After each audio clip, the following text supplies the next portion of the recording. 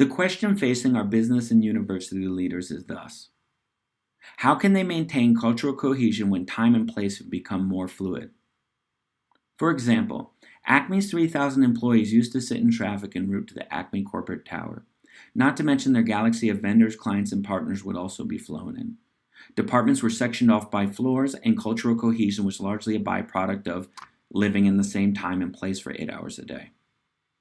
During COVID, however, Acme's employees and affiliates are now spread across the metropolitan area, even the globe, and it's unlikely that they'll ever go back to business as usual. Enter Pod. Pod is the connective mesh that allows individuals with shared goals, interests, and organizational affiliations to cultivate group cohesion, both virtually and in real life, in parallel.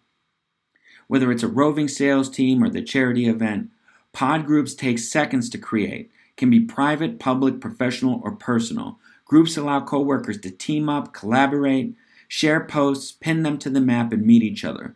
Of course, groups are also used by neighbors, friends, and hobbyists. And Pod's simple interest tag-based profile allows users to see that they share multiple spheres and interests with people they know.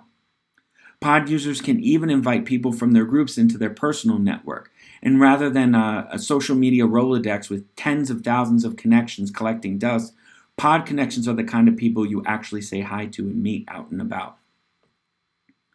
Pod is also a great way to diversify your organization.